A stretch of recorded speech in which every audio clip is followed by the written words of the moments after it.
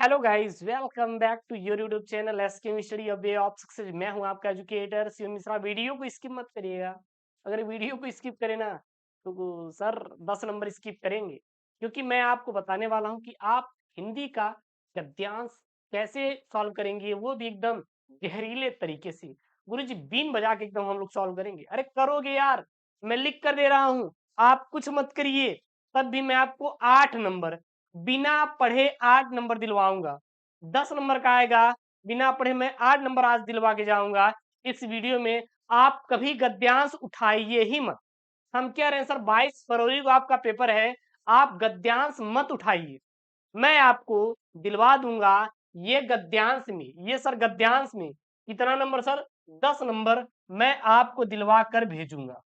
इसका मैं आपसे प्रॉमिस करता हूं आज। अगर आप इसी वीडियो में 8 नंबर ना कर पाए तो आप चैनल को अनसब्सक्राइब कर दीजिएगा। इसकी मैं गारंटी देता हूं, खुला चैलेंज दे रहा हूं। अगर अगर आप कर डालें तो चैनल को सब्सक्राइब करवाना पड़ेगा। आप और अपने घर में अपने मित्र से करवाना पड़ेगा। करोगे ना? आप कहेंगे गुरुजी भीख मांग रहे हैं। अरे भैया बहुत बड़ी भीख मांगे हैं, पता नहीं, कर दिया करो। चलिए, तो यहाँ पे है, ये 10 नंबर का पेपर में क्या आएगा सर? आपका गद्यांश आएगा, सॉरी पद्यांश नहीं, गद्यांश है। गद्यांश आपका पेपर में 10 नंबर का आएगा। और ये गद्यांश बहुत ही इंपॉर्टेंट है। अरे इंपॉर्टेंट छोड़ो, कोई गद्यांश आ जाएगा यार। A to Z कहीं से गद्यांश का प्रश्न दे देगा, आप सॉल्व कर लोगी। कैसे? जो मैं यहाँ पे बताऊंगा बस वही फॉलो करना है, और आपको कुछ अलग से फॉलो करने की जरूरत बिल्कुल भी नहीं है। ठीक है? 22 को पेपर है, आराम से जाइएगा यार। 2 बजे तो पेपर शुरू है ना, तो 2 बजे चिल मार के तुम जाइएगा, कोई टेंशन नहीं है। ठीक है ना? चलिए सर, सबसे पहले आपके सामने ये गद्यांश रहेगा, नीचे आपके क्या रहेंगे? प्रश्न रहेंगे। इसीलिए मैंने बोर्ड की कॉपी पर लाया है। मैंने बोर्ड की कॉपी पर इसलिए लाया है ताकि आपको अच्छे से चीजें समझ में आए। देखिएगा, सबसे पहले आप क्या करिएगा, आप प्रश्नोत्तर संख्या डाल लीजिएगा। आप प्रश्नोत्तर संख्या डाल लीजिएगा। अगर आपके पास टाइम रहा तो पूरा पद, पूरे गद्यांश को ही उतार दीजिएगा। अगर आपके पास टाइम है तो, नहीं है मत उतारिएगा। नहीं आ रहा है और टाइम है तो पूरा गद्यांश छापिएगा। कॉपी भरेगी तभी आपको नंबर मिलेगा, इस बात को ध्यान दीजिएगा। अब बच्चे कुछ क्वारीज कर रहे थे, सर क्या हम प्रश्न लिखेंगे तो उसके भी अंक मिलेंगे? बिल्कुल, आपको 1-2 नंबर तो मिल ही जाएगा। 4-5 नंबर 10 नंबर का प्रश्न है तो 1-2 नंबर मिल जाता है, क्योंकि लिखने का भी आपको नंबर मिलता है। ये बात ध्यान दीजिएगा। भाई एग्जामिनर भी तो हम आप जैसे होते हैं, दिल के भरे भले इंसान तो देंगे नहीं। पहले वो डालिएगा, उसके बाद अगर टाइम है तो आप इस प्रकार से अपने गद्यांश को क्या करेंगे सर? लिख देंगे। लिख दिए, अब क्या करेंगे देखिएगा। आप प्रश्नों को अभी सॉल्व मत करिए सर। अभी जो नीचे प्रश्न दिए उसको सॉल्व मत करिए। ये प्रश्न दिए हैं आपके नीचे, ये सर जो है आपका ये प्रश्न है, पहला, दूसरा, तीसरा। अभी प्रश्नों को सर सॉल्व मत करिए। सबसे पहले आप इस गद्यांश को पढ़िए। क्या है यहाँ पे गद्यांश? भूमि का निर्माण देवों ने किया है, वह अनंत काल से है। उसके भौतिक रूप, सौंदर्य और समृद्धि के प्रति सचेत होना हमारा सर आवश्यक क्या है? कर्तव्य। हर एक लाइन आप पढ़िएगा अच्छे से। भूमि के पार्थिव स्वरूप के प्रति हम जितने अधिक जागरूक होंगे, उतनी ही हमारी राष्ट्रीयता बलवती हो सकेगी। यह पृथ्वी सच्चे अर्थों में समस्त राष्ट्रीय विचारधाराओं की जननी है। जो राष्ट्रीयता पृथ्वी के साथ नहीं जुड़ी है वह निर्मूल होती है। राष्ट्रीयता की जड़ें पृथ्वी में जितनी गहरी रहेंगी, उतनी ही राष्ट्रीय भाव का अंकुर पल्लवित होगा। इसीलिए पृथ्वी के भौतिक स्वरूप की आद्योपांत जानकारी प्राप्त करना, उसकी सुंदरता, उपयोगिता और महिमा को पहचानना आवश्यक सर हमारा क्या है सर? धर्म है। आवश्यक हमारा सर क्या है? धर्म है। अब सबसे पहला सवाल देखिएगा, सबसे पहला सवाल आपके पेपर में बनेगा, भूमि का निर्माण किसने किया है, वह कब से है? अब जब आपके सामने ये सवाल बने तो आपके याद करके जाओगे? मत याद करो यार, कौन आपसे बता देता है याद करने के लिए गद्यांश? मत याद करो, बंद कर दो, छोड़ दो, किताब मत उठाओ। मैं आपको करने का तरीका बता रहा हूं, आप गद्यांश के पीछे पड़े हो। क्यों पड़े हैं आप? ये जो बेफालतू में आपको डरवाते हैं गुरुजी लोग ना, उनसे डरो मत। बता दो कि हम डरते नहीं, हम करके आएंगे। गुरुजी बता रहे एकदम बिना पढ़े लिखे मैं करके आऊंगा 10 नंबर। देखिएगा कैसे सर। भूमि का निर्माण किसने किया, वह कब से है? अब इकाहे के लिए दिया था भैया ऊपर, आपके ऊपर जो गद्यांश किस लिए दिया है? इसीलिए दिया ताकि यही देख के आप आंसर दीजिए ऊपर। अब आप देखिएगा भूमि का निर्माण किसने किया, कब से है, तो ऊपर देखिए लिखा है ना यहाँ पे यार, यहाँ पे लिखा है ना, भूमि का निर्माण देवों ने किया है, भगवान ने किया है, यह अनंत काल से है। अब बताइए, अब बताइए, आप बताइए, अब चैनल को सब्सक्राइब कर लो यार। 2 नंबर पक गया आपका यहीं पे। अलग से आया कि अरे गुरुजी नहीं आया। इसीलिए मैं कहता हूँ कि आप डरिए मत, डरेंगे तो कुछ भी नहीं कर पाएंगे। दिमाग को बहुत ही संतुलित करके आपको सॉल्व करना है। और जब दिमाग को बहुत ज्यादा संतुलित करके सॉल्व करेंगे तो आपको क्या मिलेंगे भाई साहब, भर भर के नंबर मिलेंगे सर। पर यार ये चुभ गया क्या अंदर इसके, क्या था, अच्छा लिखते लिखते ना एक्चुअली में ये हो गया ना, इसलिए चला गया, तो दिमाग में घुस जाता तो बड़ी दिक्कत हो जाती। अब देखिए वही चीज यहाँ पे आंसर लिखा गया, देखिए यहाँ पे यही तो आंसर इसका दिया गया है कका। उत्तर कका क्या दिया गया है, भूमि का निर्माण देवों ने किया है, वह अनंत काल से है। अब बताइए, जो चीज सर गद्यांश में लिखा था वही नीचे छापा गया है, कुछ अलग से नहीं आएगा यार।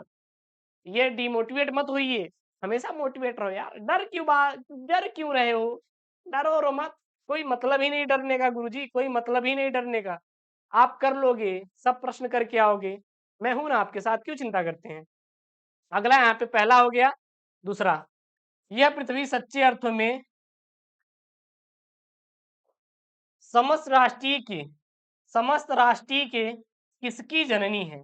यह पृथ्वी सच्चे अर्थों में समस्त राष्ट्रीय के किसकी जननी है, समस्त राष्ट्रीय के किसकी जननी है, यह पृथ्वी सच्चे अर्थों में समस्त राष्ट्रीय के किसकी जननी है।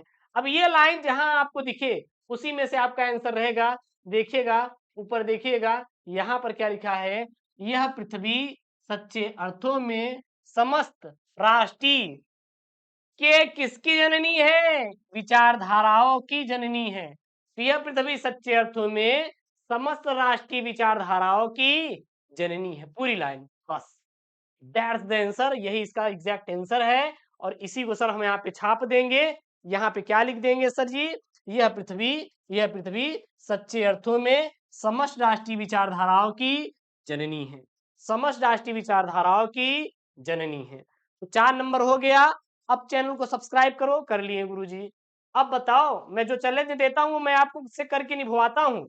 मैं निभा रहा हूँ तो आपको भी तो निभाना पड़ेगा ना। अरे गुरुजी कसम खिला देंगे अभी तो दिक्कत हो जाएगी।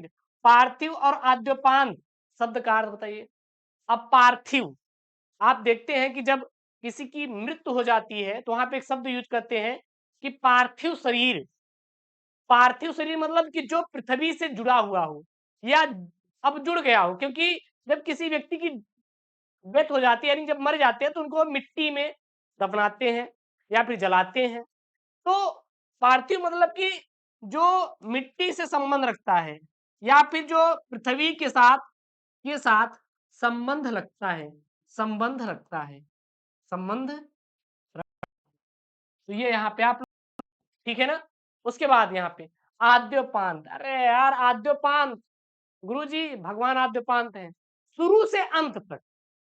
आद्योपांत कहते हैं ना कि यार वो बहुत ही आद्योपांती लड़का है, यानी कि वो शुरू से लेके अंत तक वो लड़ता रहा अपने जीवन से, पढ़ता रहा जब तक उसका 95 नहीं आ गया।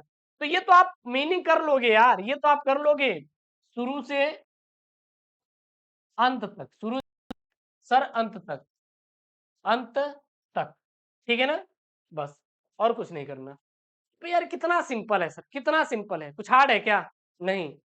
उसके बाद यहाँ पे रेखांकित अंश की व्याख्या, क्या है सर, रेखांकित अंश की व्याख्या। अब सर रेखांकित अंश की व्याख्या देखिए। अब रेखांकित सर अंश कैसे करेंगे, कुछ भी छापो यार, 2 नंबर का है ना। एग्जामिनर गिरी हुई हालत में 1 नंबर देगा, थोड़ा सही लिख दिए तो 2 में 2 देगा, देखिएगा आगे। जो राष्ट्रीयता पृथ्वी के साथ नहीं जुड़ी होती है वह निर्मूल होती है। राष्ट्रीयता की जड़ें पृथ्वी में जितनी अधिक जितनी जितनी गहरी रहेंगी उतनी ही राष्ट्रीय भाव का अंकुर पल्लवित होगा। यार यही क्या है, इसका आंसर है। अब इसी को थोड़ा अपने अनुसार बनाकर लिख दो और कुछ नहीं करना है। क्या करना है आप देखिएगा, प्रस्तुत गद्य पंक्तियों में लेखक का कथन है कि जो की विचारधाराएं संबंध संबंध नहीं होती वह आधारहीन होती हैं और उसका अस्तित्व असमय में ही समाप्त हो जाता है। वस्तुतः हम पृथ्वी के गौरवपूर्ण अस्तित्व के प्रति जितना सचेत रहेंगे उतनी ही अधिक ही राष्ट्रीयता बलवती हो सकेगी और संभावित रहेगी, यानी कि संभावना रहेगी और संभावना रहती है। राष्ट्रीयता का आधार जितना सशक्त होगा, राष्ट्रीय विचारधाराएं उतनी ही क्या होंगी सर, विकसित होंगी। बस यही इसका सर क्या हो जाएगा, आंसर हो जाएगा और आपको अलग से कुछ भी लिखने की जरूरत नहीं है। अगला लास्ट वाला प्रश्न है सर, उपयुक्त गद्यांश के पाठ का सर शीर्षक और लेखक का सर क्या लिखना है, नाम लिखना है। इसका सबसे बेहतरीन तरीका सर यही है कि यहाँ पे आएंगे, यहाँ पे देखिए, यहाँ पे क्या दिया है आपका, भूमि शब्द दिया है, यहाँ पर भी दिया है सर जी, देखिए राष्ट्र शब्द दिया है और यहाँ पर भी सर यहाँ पे क्या दिया है इनका, राष्ट्र शब्द दिया है और फिर यहाँ पर भी राष्ट्र आया, यहाँ पर भी आया है राष्ट्र। जब राष्ट्र बार बार शब्द आए तो कहाँ से लिया गया है, राष्ट्र के स्वरूप से लिया गया है और उसके लेखक कौन है, वासुदेव शरण अग्रवाल है सर। क्या है, प्रस्तुत गद्यांश राष्ट्र का स्वरूप है नामक पाठ से उद्धृत है और इसके लेखक कौन है, वासुदेव शरण अग्रवाल जी हैं। बस और आपको कुछ भी नहीं करना है और इस प्रकार से आप अपने भाई साहब गद्यांश को सॉल्व कर सकते हैं। अब आपको कोई दिक्कत है क्या, अब आप खुद कमेंट करके बताइए, अब आपको गद्यांश सॉल्व करने में कोई दिक्कत है क्या सर? कोई दिक्कत नहीं होनी चाहिए इस वीडियो के बाद और आराम से 10 में 10 आप नंबर लेकर आएंगे। जो आपसे मैंने प्रॉमिस किया था उसको मैंने निभाया। अब आपने मुझसे प्रॉमिस किया था चैनल को सब्सक्राइब करने का, अब आपको कर लेना है, ठीक है? और ऐसी वीडियो के लिए चैनल को सब्सक्राइब करिए। मिलते हैं नेक्स्ट वीडियो में। ओके दोस्तों, थैंक यू, जय हिंद, टेक केयर, बाय बाय।